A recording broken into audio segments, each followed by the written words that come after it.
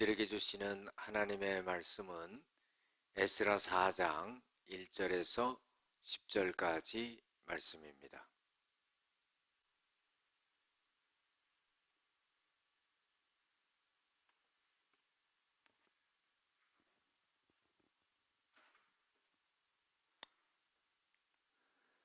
사로잡혔던 자들의 자손이 이스라엘의 하나님 여호와의 성전을 건축한다 함을 유다와 베냐민의 대적이 듣고 수룹바벨과 족장들에게 나와 이르되 우리도 너희와 함께 건축하게 하라.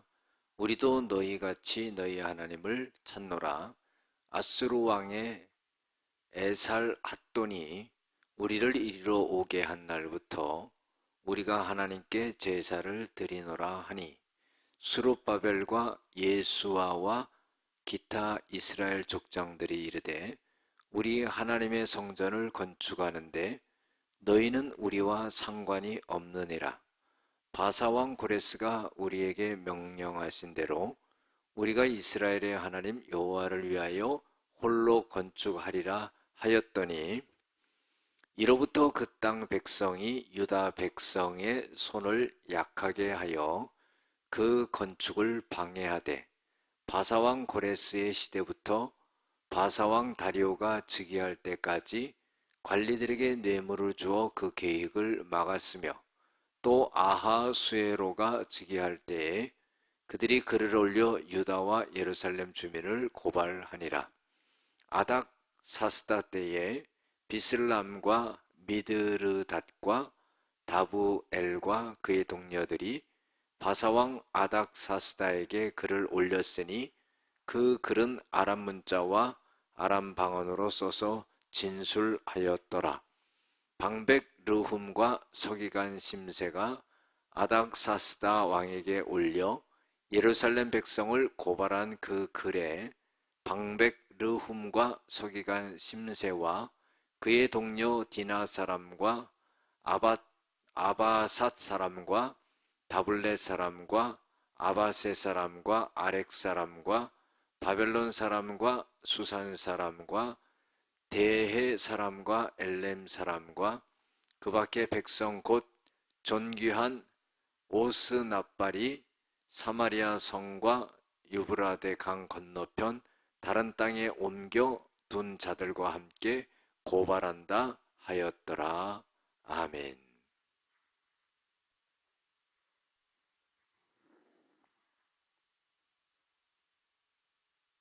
오늘은 성전 건축을 방해하는 자를 분별하는 지혜라는 제목으로 함께 은혜를 나누고자 합니다.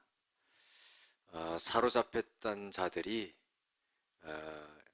하나님의 성전을 갖다가 이제 건축한다고 하게 되자 유다와 베냐민의 대적이 그거를 듣습니다. 그리고 이제 방해를 하게 되는 거죠. 그런데 이 대적들은 누구냐 하면은 사마리아에 남아있던 사람들입니다. 다시 말해서 포로로 잡혀가게 될 때에 남아있던 사람들이죠. 그런데 이 남아있던 사람들과 함께 다른 이주민을 사마리아에 이주시켜서 이 남아있던 사람들과 혼혈족이 됩니다. 그래서 이스라엘 민족의 그 정통적인 그 핏줄을 잃어버리게 되죠. 그래서 포로로 잡혀 있다가 돌아오는 이 이스라엘 백성들에게 대하여서 방해를 합니다.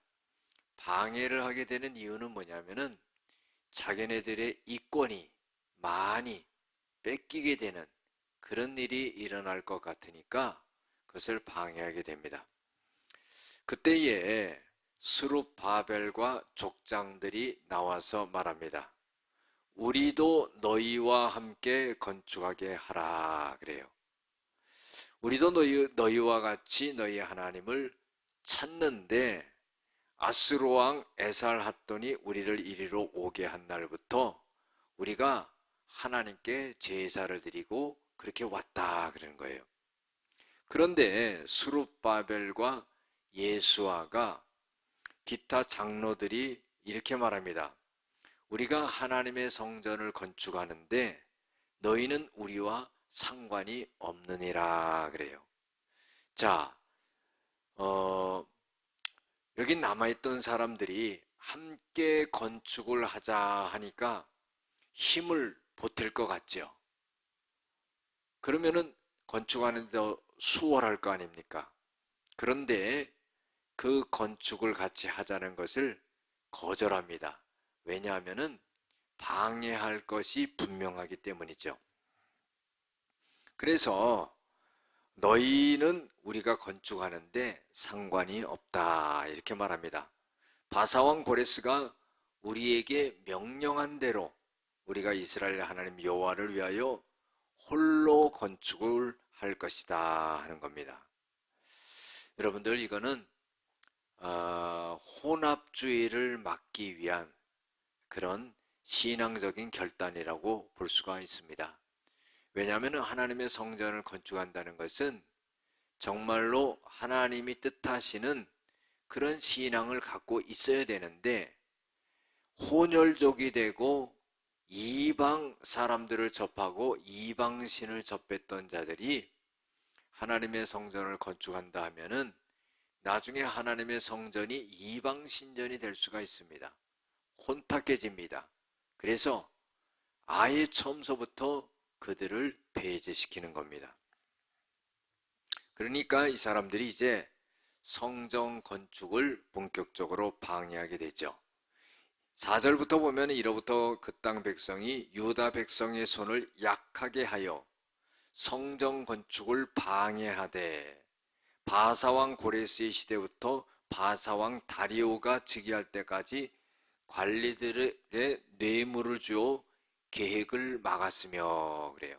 자, 이거는 뭐냐면은 성전 건축이 온전하게 이루어지지 못하도록 이 관리들에게 뇌물을 줘서 그것을 방해하는데 장차 16년 동안 방해하게 되는 그런 역사가 일어나게 됩니다.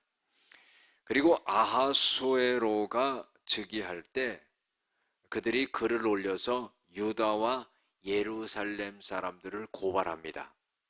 또 아닥사스다 왕 때에 2번 고발장을 또 보내게 됩니다. 그래서 방백 르훔과 서기관 심세가 아닥사스다 왕에게 고발장을 갖다가 올리게 되죠. 그때에 그 밖에 백성 곧 존귀한 오스납발이 사마리아 성과 유브레데강 건너 다른 땅에 옮겨둔 자들과 함께 고발한다 하였더라 그랬어요.